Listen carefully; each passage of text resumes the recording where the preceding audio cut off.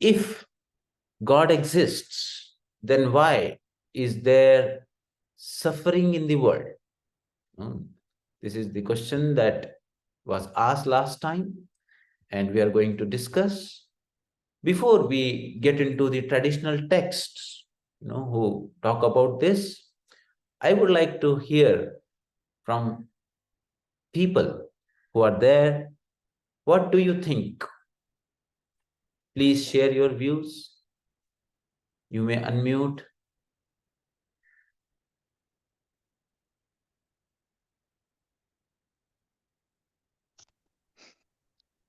Yes, Gandhi sir. Yes, sir. Yeah. If God exists, then why is there suffering in the world? So we call the world is nothing but is a nature.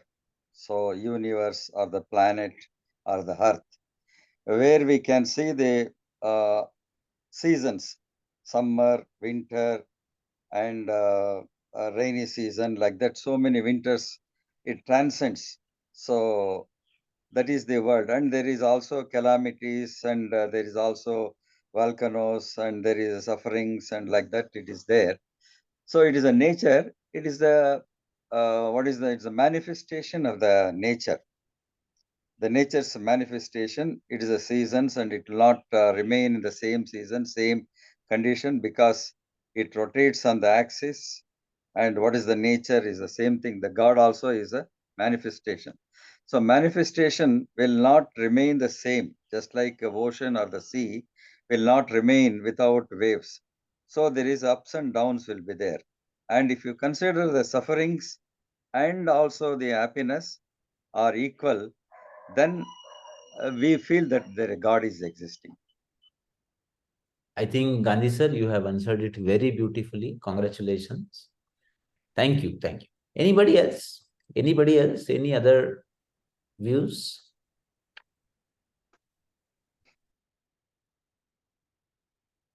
Please feel free, whatever that comes to your mind about this, whatever you have experienced in your life.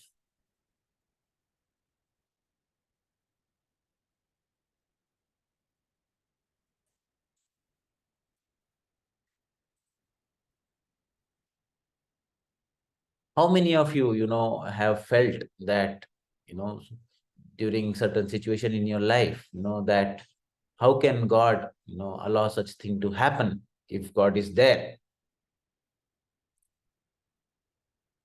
So in such situation, the mind starts doubting. So I would like to hear from people who have any other perspective on this kind of thought. I think Prachi is not there today who asked this question.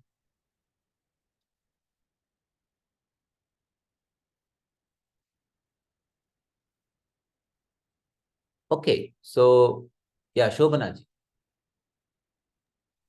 Good morning, sir. Yes. I just wanted to say whatever I know. Yes. So what I believe is only if there is darkness, we will know the value of light. So only if there is suffering, then we evolve ourselves and see what is wrong and what's right. That is one thing.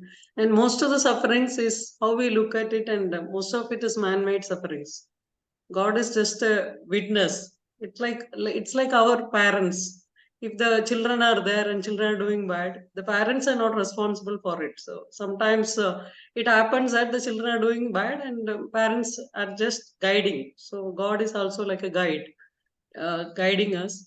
And we also believe that in our this thing there is something like past karma. So some of the sufferings come because of the past karmas which we did. So these are the three things I believe that even if God is there, we suffer in the world. It also how we look at. Sometimes the suffering is man-made. We are thinking that we are suffering. Actually, it may not be a suffering. If we look at it positively, it may not be a suffering at all. And Yeah. many of the natural calamities are also man-made sometimes. So here, Shobhanaji, uh, if God is all powerful, why doesn't God change it? Why doesn't God make it a place, which is beyond suffering? Why does the parent want the children to suffer? Because this God is all powerful, right? But choice is given to us, and the buddhi is also intelligence is given to us. So it's not, we have the freedom to do what we want to do. So it's not God is making us suffer. So the important point here to understand is that, yes, God is all powerful, but we have not given it in God's hand. We want the control of our life in our hand. And the beauty of God is that even being all powerful, He has given us complete freedom. Yes, God can take over. God can take over. Krishna has said in Bhagavad Gita, Ananyas chintayanto mam ye janaha paryupasate tesham nityabhiyuktanam yoga kshema vahamyaham. A person who completely gives the reins of his life to me, complete acceptance, then I take care of his yoga and kshema. I will fulfill what he needs and I will protect what he has. But the condition is the freedom that I have given to him, he has to give it back to me. So God is such a wonderful parent who has all the power to meddle with our lives, but doesn't do that until we surrender. I remember this instance in Mahabharata, where Draupadi was quite angry on Krishna, even though Krishna was the only one who came to her rescue during the Vastraharan, that event. And then when she was in the forest, Krishna came to meet her. She did not want to talk to Krishna. So Krishna asked her what happened. So she says, I am very angry with you because you protected me, but then there was a lot of humiliation before that. You could have just protected me right in the beginning. Why did you make me undergo through all these kind of humiliations? Were you enjoying my suffering? Were you enjoying people were pulling my hair, they were pulling my sari? Were you enjoying all that, seeing from there? If you could interfere, you could have interfered right in the beginning. You know what Krishna answered? Krishna said, Draupadi, you didn't call me. You called your husbands, then you called the king, then you called the Dronacharya, then you called Bhishma, and finally, when nobody helped you, you started pulling the sari with your own hands. But then when you realize that nobody can help you, and even you yourself cannot defend you, then you started praying to me. And even when you were praying to me in the beginning, your one hand was praying towards me and other hand was holding on to the sari. Even then, I couldn't come. The creation is like that. I have given so much freedom to the human beings. When you left your both the hands and when you joined it, I was waiting. I was burning inside to help you. As soon as you drop both the hands, I was there. I was always there. But you have to let me in to take charge of your life. So it is with this way, that even if God is all powerful, God is so beautiful that He will not interfere with the freedom given to a human being and will only come. Like a small baby, when the baby cries, mother has to come rushing. There is nothing else in the mind of a mother. There is nothing else in the mind of the God. But then you have to call God with that much surrender and acceptance. If you give life, definitely there is no suffering. There is no suffering. God will protect. God will protect. But then we are in the middle. We question God, but we question God before showing complete surrender. Yes. So yes, Lalita ji, what would you want to say? Then Kambam ji. Namaste, sir. Actually, I was about to mention what you said. Surrender is the most important thing. And what we generally do is we pray and say, God, okay, please help me, please do this, please that. And we also go on putting in our own efforts, thinking that we can also do it. So that, we never give up and say, okay, I'm leaving it to you. We don't give up. We also continue to do a lot of things, thinking that, I don't want to say, but we are also God, that kind of this thing. But once you totally say, I'm helpless, then I think things happen. It's my personal experience also. I went through it with the learning was very hard, but this is what happens. And yeah, I think that is one thing, sir. Second thing is bhakti. Like last time, what we discussed, bhakti is something which we never, that 100% bhakti, then you don't even feel suffering. Once there is that 100% bhakti, which is not easy to attain, but we should work towards it. That's what I think, sir.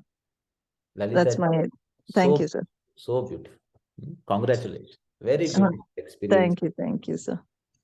So Lalita ji has brought in such a beautiful point, If there is one thing that we should pray and ask for is really bhakti.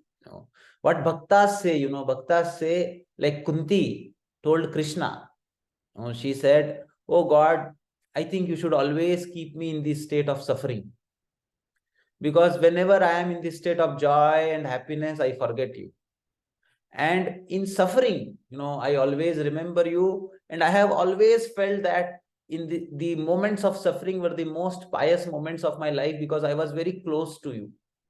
And definitely when you are close to me, there is no suffering. And it is in this way that I feel that the bhaktas actually enjoy suffering, because they are so close to God in those moments. Kambam Raghunath, what would you want to share?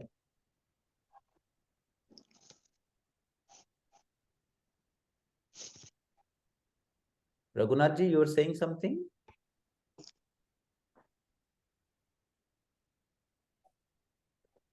Okay, student have raised the hand. Please unmute. Sir, here I want to ask, like, surrendering to God is one of the thing which helps us remove from suffering. But if some people says, okay, I will just pray to God, I won't do anything, how we should correct it? So Gautam has raised this very important point. Complete surrender. Complete surrender we are talking about, and we say that, okay, I will just sit and pray. So here, Krishna in Bhagavad Gita says, actually, Krishna says that you surrender to me, but you also fight. He tells to Arjuna that Mayeva mana adhatsva mai buddhim niveshaya. But yudhasya, but you have to remain in the state of yuddha also. You have to keep fighting also. So please understand, it is not about giving up the actions. It is about deep acceptance of whatever comes as a result of it as the will of the God. So therefore, even if, you have to keep on doing your karma for the sake of the God. For the sake of God, you have to keep on putting your karma and your efforts. And when the result also come, we should take it as the prasadam of the God. Whatever God has given me, whichever people, person, circumstances, and objects in which God is keeping me right now. Among whichever kind of people, whoever enters into my life, whatever surrounding, whatever objects that God is keeping me right now, we should have this complete acceptance that this situation where God has put me is for my own good, for my own evolution. With this deep acceptance, we should, with patience, go through that and never leave the name of God, never leave the acceptance and surrender to the God. and as a servant to the God, as a very beloved, obedient student of the God, we should take that situation where God has put us and respond to that with best of our abilities. But consider that it is God only who is giving us the power to do that. And as we, expect God to help us, God is also manifesting in the form of this mind, in the form of this heart, in the form of this body, and is directing us to go in a certain way. So in that way, we should never ever give up our thing, but do not consider ourselves as the doer there. So the point here is, we may say that Draupadi was also doing the same, God did not come. But Draupadi was thinking herself to be the doer. So you have to do your action, but think that you are just a nimitta. Nimitta matram bhave savya sachin. In this attitude, we should never give up our karma, become a medium of God ourselves, and do our actions. And then we will see that God will manifest in each and every moment of our life. Yes, Raghunathji? Sir, is it because of we have a tendency to crave things and we have got desire in our life to achieve various matters in our normal life? Is it because of that that we generally develop this suffering in our practical life? Yes, Kambam Raghunathji has answered in his question himself a very deep insight, very deep insight. This is what I was going to show in my slides also later on. I completely agree with you, Raghunathji. Basically, people say, I am not able to develop that feeling of surrender, that longingness to the God, and I do not enjoy suffering, being close to God like that. But basically, Krishna says that till in our mind, there are desires for the external objects, we are never able to turn towards God completely. And that is the main source. The Ichcha and Dvesha that we go through is the major cause of our suffering. Yes, I agree with you. I agree with you. Anybody else, any other point that you want to share from your experience? Sir, some of the contradiction Yeah. I like to discuss, sir. Yeah. See, mother and a father are the parents for the child. When child cries, either looking at mother or whether it's looking at father, but because of the love, mother only goes to help immediately. Not because of the child's love, it is a mother's love. So mother is having, whether the child may be looking at a father and asking for help and crying, but even then mother only goes first because of her true love. Father is a secondary. He doesn't have as much as a mother who has given birth. Same thing when Draupadi, whether she is having a devotion or completely surrender or not detached, if she is having a love towards God, you should not see, irrespective of anything, you should come and help her. That is the God's real love, if he is having real love. And what logics and all, she is attached one hand to the sari, other to the God. It is all logic to the logic to say that I cannot come. The logic should not come here. It's the love should come to Krishna. Come immediately to help is a devotee who's already devotee, but may not be at the time. The devotee is distressed whether to look for Krishna or look for Arjuna or anybody. She is in a distress. So that has not come into the play. So that's what I think. That is also contradict logic only. That is another thing is say where you will get the devotion. A child, where you will get the devotion. A child of 11 years or 10 years or 2 years, you will not know what is devotion towards the God. And he is also having suffering, having disease, congenital diseases, sufferings, crying, and maybe accident. So what all this manifestation? So I don't. So say these are all we should have a true devotion or love or surrender is all not doesn't comes to a child to real surrender. So what we can discuss about this one? Yes, I think Gandhi sir, is bringing up the points from his own, understanding, and he has brought in an important point for discussion. NEG, what do you want to say? Yeah, I was just thinking as we are discussing this topic, this illustration comes to my mind, which I think most of us are aware of. You know, during the floods, family waits at the roof and asks God to help. And then a boat comes, and then the family says, no, God will help. And they don't get into the boat. And then a helicopter comes to rescue the family, and they don't get into the helicopter and say, God will come to help. And they don't get into the helicopter. And finally, the water level rises and the family dies. And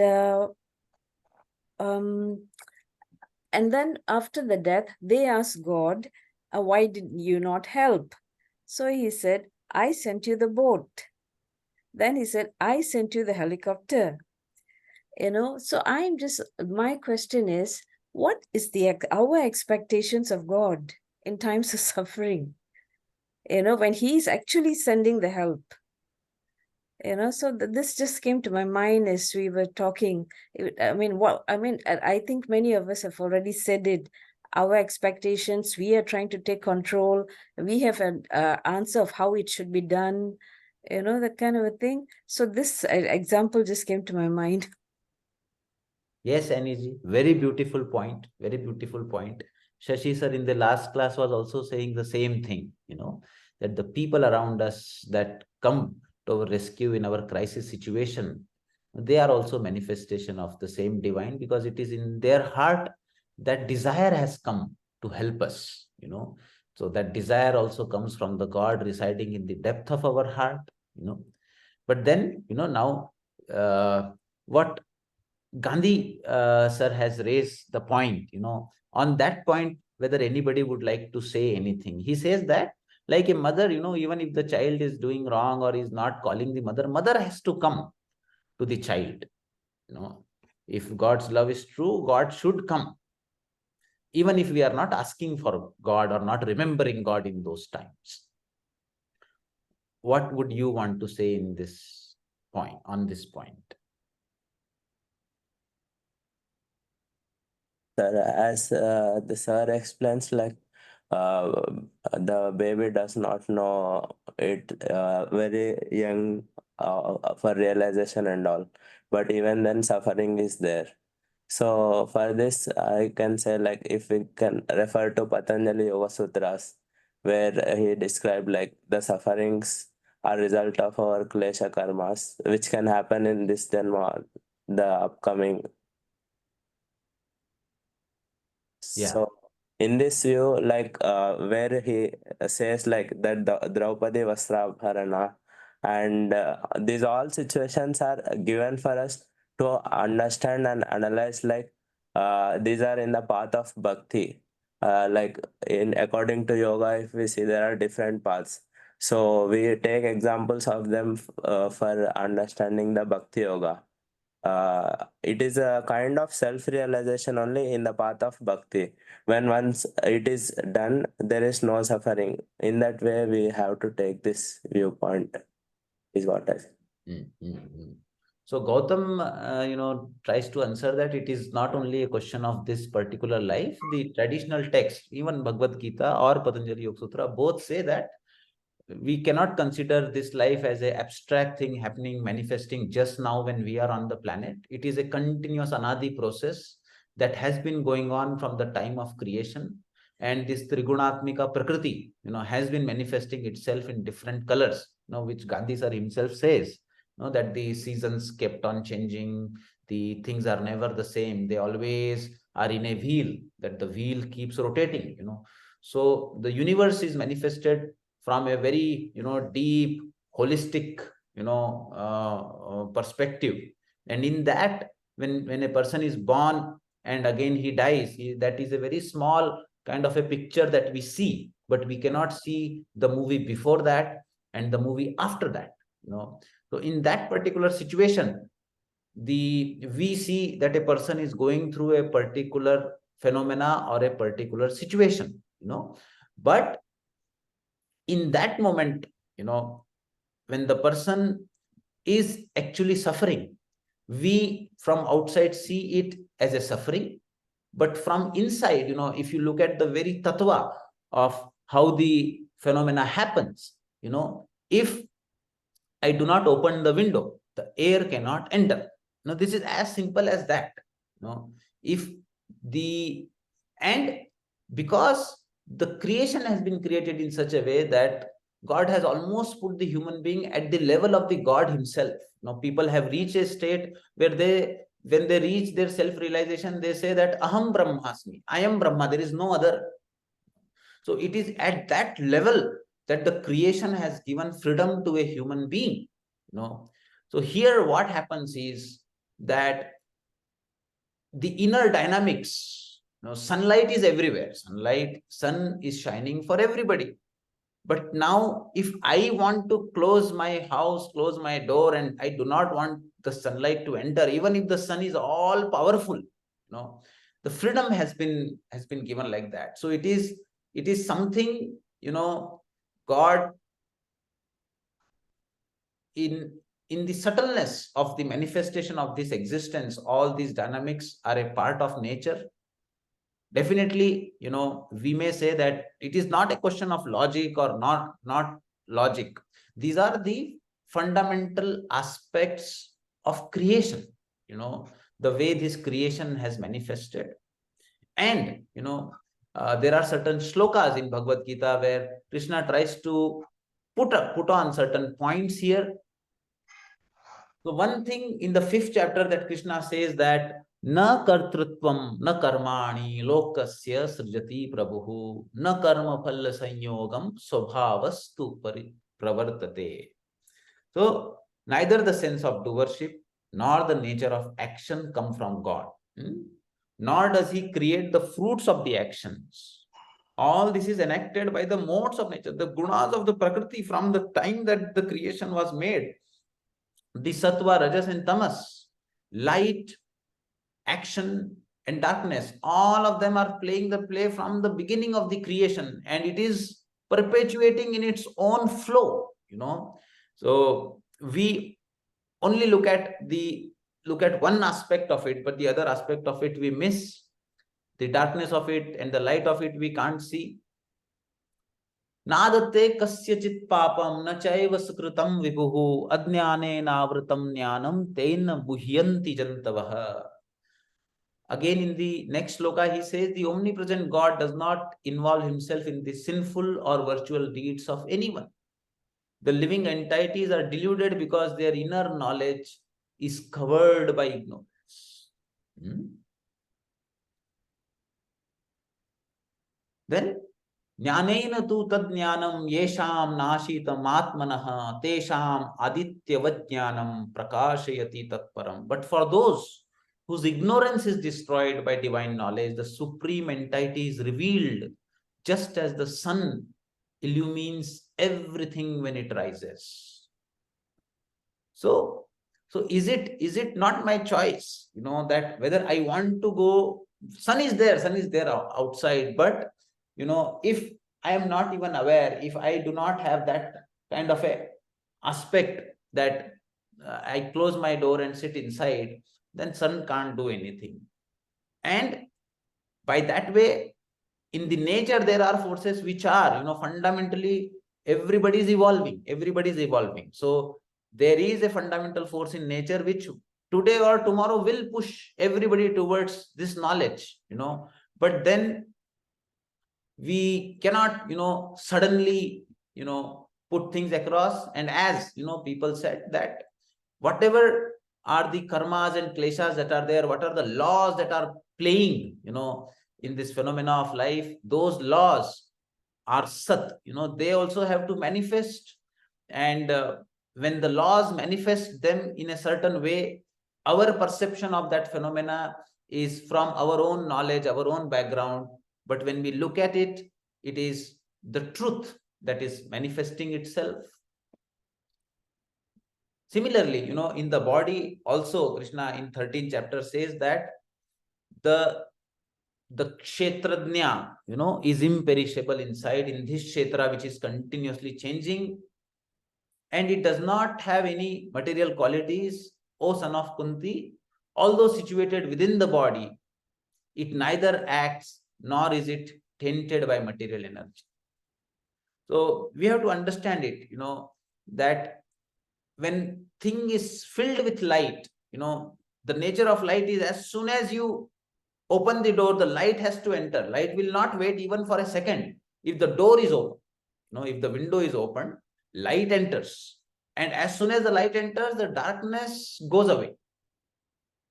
Now we cannot actually say that light was waiting outside or light is thinking and light has to enter. No, it is the law. It is the law. Light is there everywhere.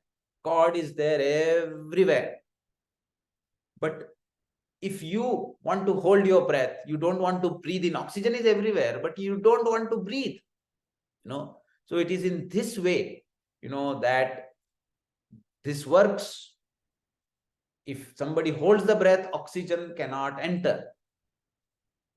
No matter how much the oxygen wants to enter, If somebody closes the window, sunlight cannot enter, So it is in this way.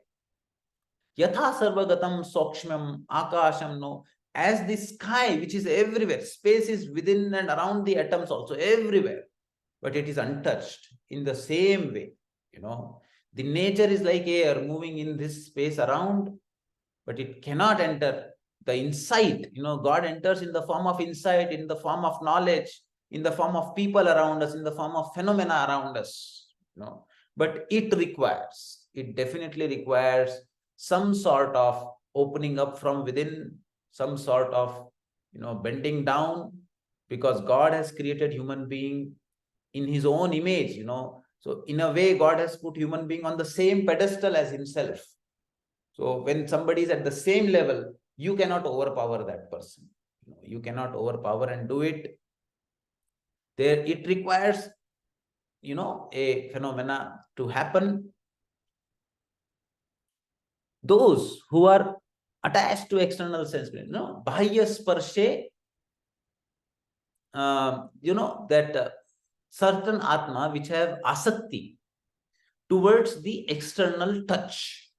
Bahya sparshe prasaktatma vindayatmani yat sukham. Those who are not having any kind of attachment to the external touch, asaktatma, they are only able to feel the divine bliss within. Sa brahma yoga yuktatma sukham akshayam ashnute.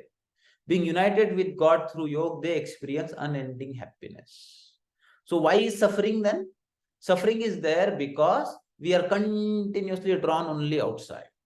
So here Krishna is very clear.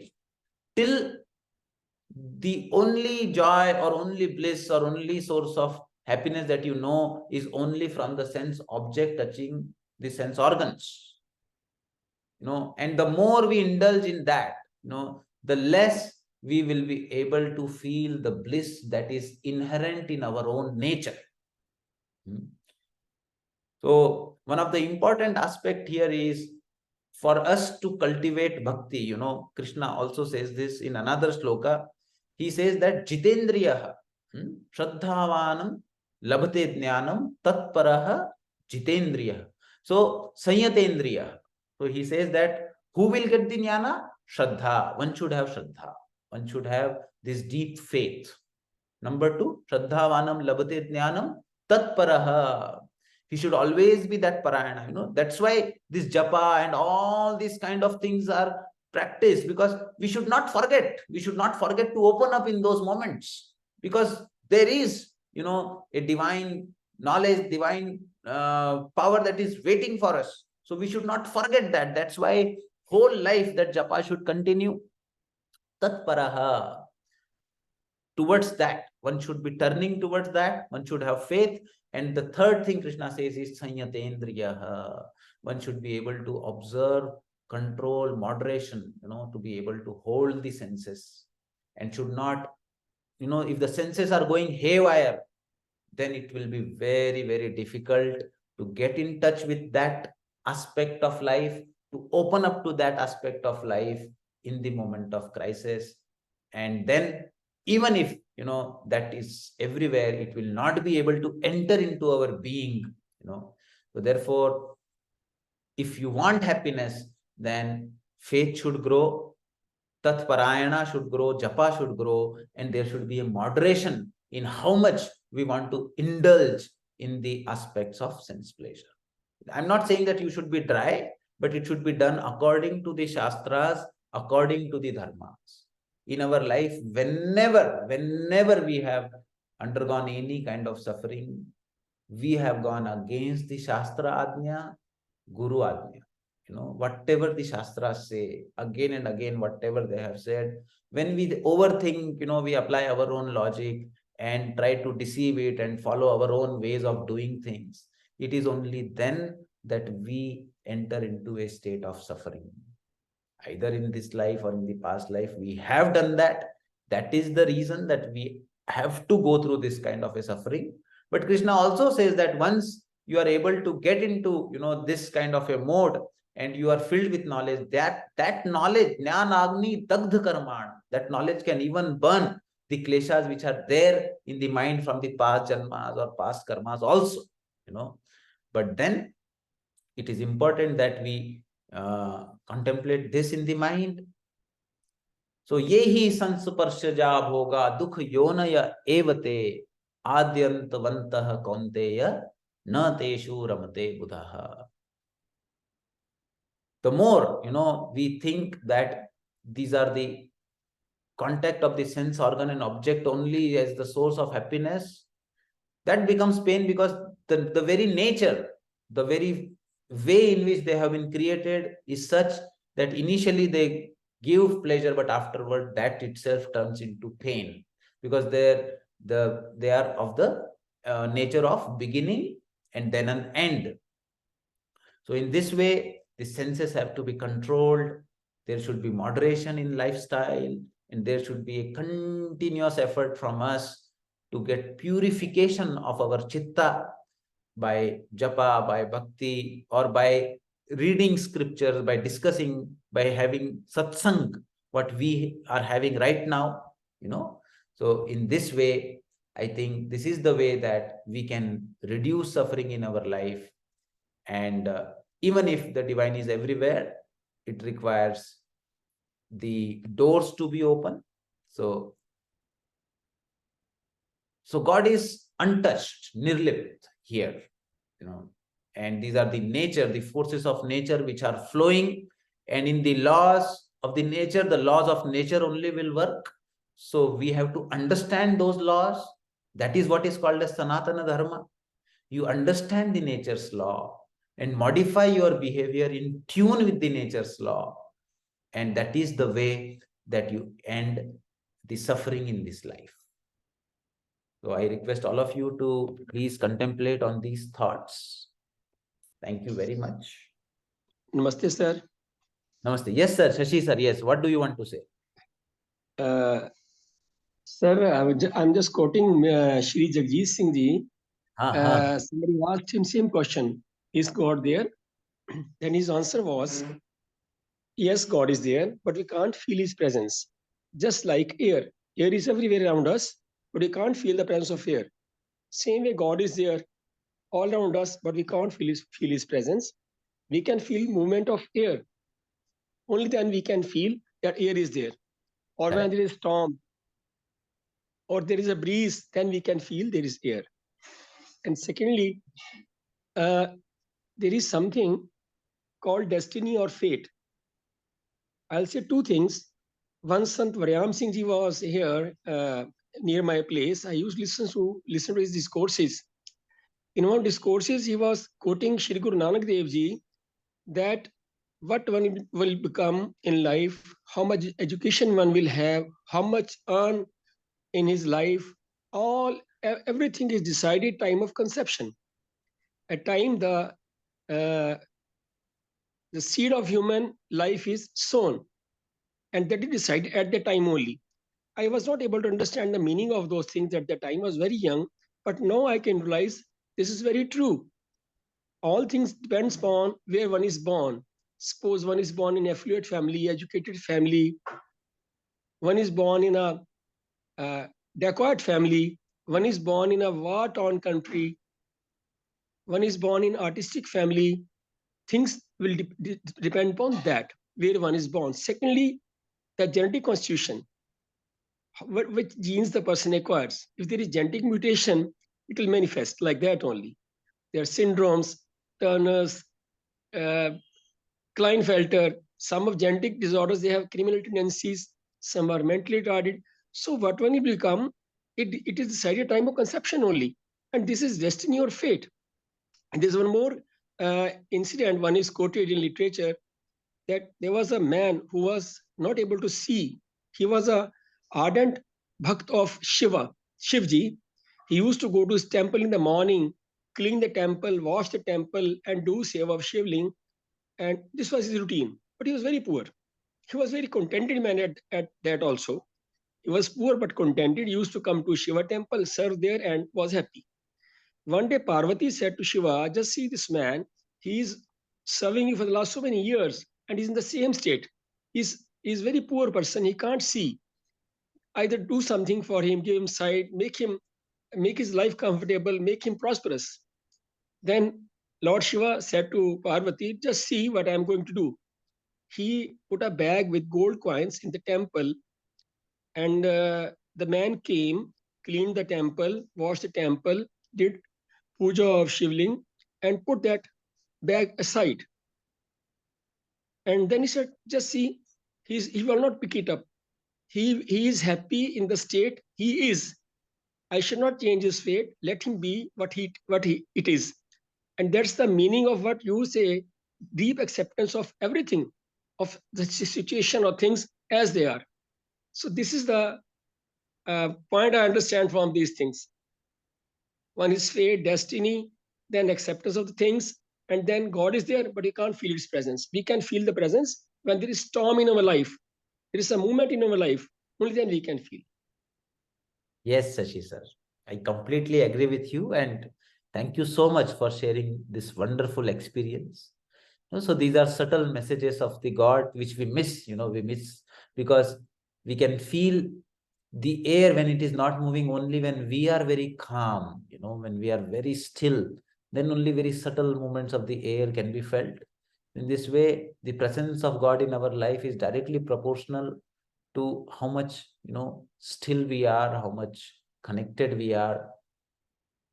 And, the aspect that Shashi sir said here, the situations in our life are not in our control. Next moment, what is going to happen is not in my control. But how I respond to that situation is completely in my hand. This is known as prarabdha, what life brings to me. But how I respond to what life brings to me is known as kriyamana karma. So we are here to do the kriyamana karma. And in this kriyamana karma, the key is whether I will be able to take the things that are bringing pleasure to me and the things that are bringing pain to me in the same way.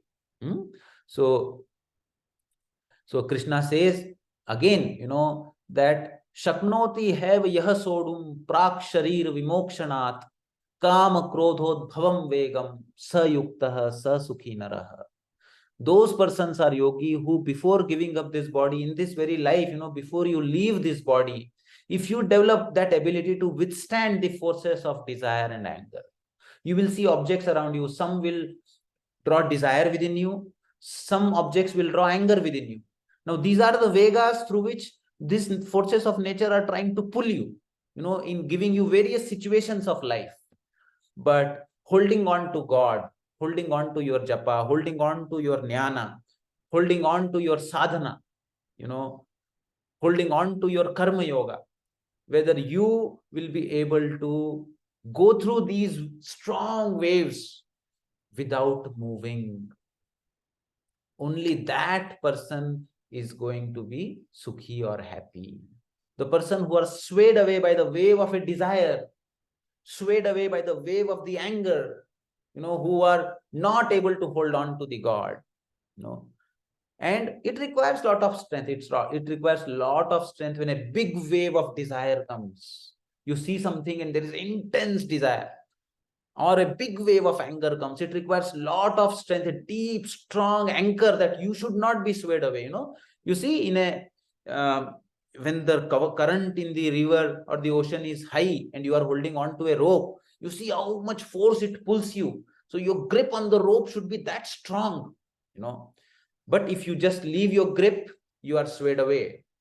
Also, please remember, whenever these waves come, they first ask your approval deep inside your heart. Do you want to be angry? Do you want to get into desire? Once we sign there, once we tick there somewhere deep in our heart and we say yes, we open, then after that you are gone. You are just swayed away. But that initial moment, when your consent is obtained, when these waves come, if you are able to just decide, no matter what happens, I am not going to sign. I will just hold on to the name of the God. I will surrender. I will try to connect. Try your best, and do as much japa as possible. Do as much sadhana as possible, because in those moments, the strength will only come from your japa, from your sadhana, from your prayers. So that is the only way, that we are going to get lasting happiness in our lives. Dear friends, these waves of desire, these waves of anger, they will never give us lasting happiness. Ultimately, everything will turn into misery. So this is one of my favorite slokas in Bhagavad Gita, where Krishna says, Apuryamanam achala pratishtham samudramapah pravishanti yadvat tadvat kamayam pravishanti sarve sashantimapnoti na kamakami. Just as the ocean remains unperturbed by the incessant flow of waters from rivers in all the directions. Ocean has this special quality. Continuously rivers are flowing into it from all the directions, but you see that the ocean neither overflows nor goes dry. So the sage is unmoved despite the flow of desirable objects all around him. It is that sage that attains peace, and not the person who is swayed away by these objects. So therefore, dear friends, please contemplate on these thoughts. Please hold on, to the name of God. Even if you do not have bhakti, continue japa, and you will see that with time, the strength will grow. It has to grow, and the doorways for peace and joy in the life will open up, because it is our very nature. Sat Chit Ananda is our very nature. It is the very nature of God, and if that has to open, we have to manage ourselves, hold on ourselves, and turn inwards. Thank you. Namaste. Sir, good morning, sir. Can I say something? You have time. Please, Radharani. Sir, if actually it's my thought. I don't know whether it is correct or not. Actually, if it is a God exist or not exist, if God is you can take it as it is a truth. God is a. Hello. Satya, because if you believe that God. Yes, madam. Yeah. Satya is completely, you are correct. Yes. Because if you believe God also, if you don't believe God also, but God is its truth, because every time we have to do the Satya, we have to do the truth. If you have right knowledge, if you don't have ignoring, right knowledge and right understanding, if you do everything in the right direction, so that in that way we don't get any obstacles or any sufferings or anything. Because sometimes if you are in this laukika prapancha, sensual world or pleasure world, so our mind will not be in a right direction, so we'll little bit distract. So automatically we'll do some wrong things, and because of our mistakes, we have to get the obstacles or suffering. So whatever we do, because of this distraction, because of we are not looking to God, drishti is turned towards instead of other side. So whatever that mistake we have done, for that we have to suffer. That pain we have to do. Punishment should be, it's not like a punishment. I am not able to write word. So here initially we discussed about the Draupadi. So if you are in a right, if they are in a right direction, if they are believe completely God, if you are in right direction, automatically you have bhakti, you'll have surrendering.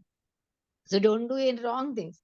If we have done a wrong things, for that we have to do the sufferings in this world also. If you are not doing right direction, right understanding, if you are not doing right thing, automatically we are spoiling our own life. So automatically we'll get suffering. If you do mistakes and everything God should take, keep a light in a air and wind, God should take care of that. It is an ignorance. If you are keeping a light, we have to protect the light. Deepa. We have to protect that Deepa. ಗಾಳಿಯಾಗಿಟ್ಟು ದೀಪ ನೀನೇ ದೇವ್ರು ನೋಡ್ಕೊ ಅಂದ್ರೆ that is our ignorance. I mean, this is my thinking. I don't know how far it is correct. Yes, So yes. everything should be in a God is a truth. God always do the right directions, right thing. Then you'll not fall into sufferings. You'll not get any obstacles, or you'll not pain. If you are looking for pleasure only, that pleasure also you can take, but in a right direction pleasure. If I you are agree. looking at pleasure in a wrong direction, then you have to get the pain. I agree. Yeah. Thank you, sir. Thank you, Radharani ji. One aspect here, important aspect here is, we all know what is right. Duryodhana used to say, Janami dharmam nacha me pravrittihi. Janami adharmam nacha me nivrittihi. We all know what is right, but then the strength that is required to move in the right direction, it just cannot come by thinking that I will do right. It requires sadhana, it requires prarthana, it requires japa. It requires that strength will come only when we again and again try to Yes, sir. move and touch the very source of all the strength. Yes, So sir. intellectually we Satsang. understand, madam, but It's a satsang, no, sir. satsang, and what we are doing every day here, doing this yoga, discussing this thing, slowly, very slowly, you will get in touch with the source of the strength. It is not that we have any strength. We are like the blade of a grass here. We do not have any strength, but the only thing that we can do is keep on praying, keep on connecting to the source of all this strength. And this is my prayer, that all of you are able to connect to that source, and do not get disheartened. Even if you know that it is right thing and you have to do hold on to your sadhana, and just strongly, one thing, if you understand in your life with lot of clarity, that there is this particular habit of the mind, that you fulfill one desire, the next desire comes up. There is, you think that, okay, once this desire is fulfilled, once I get this particular person in my life, once I marry this person, after that, I am not going to have any desire. God, just give me this one desire fulfilled. After that, I will not ask you for anything. All of us have said this in our life. But we know, that as soon as we got what we wanted, without our knowledge, without our awareness, the next desire comes up. So in this way, it is an unending thing. It is unending thing. It will never allow you to sit at peace. Never think that by fulfilling this desire, you will be peaceful till eternity, or you will get. So this is a habit. The more you fulfill any desire, the more desires come. This is a law. In this way, the only way that we can move towards lasting peace is to have this strong conviction that just fulfillment of my desire is not going to give me peace. And we should contemplate on this. And the only way to peace is when we moderate our desires and then turn inwards and get into this habit of sadhana, japa, prayer, and satsang. then slowly, we will change our behavior, we will change our outlook, and then the inner joy, unconditional peace will start manifesting. And please never feel disheartened. This is a path which requires a lot of patience. You may be doing it for years together and you may not be feeling anything within you. Please do not give up. Please do not give up, because it just, the water keeps filling, but once it reaches a certain tipping point, everything, you are into a next, you jump into the next orbit. So therefore, every day that you are coming to this session, the satsang that we are doing, it is, adding on into certain aspects of your chitta, purification of the chitta. And once a certain threshold is reached, you will see a transformation manifesting. So hold on to it. Thank you. Thank you, everyone. Namaste. Thank you, sir. Thank you, Namaste. sir. Namaste.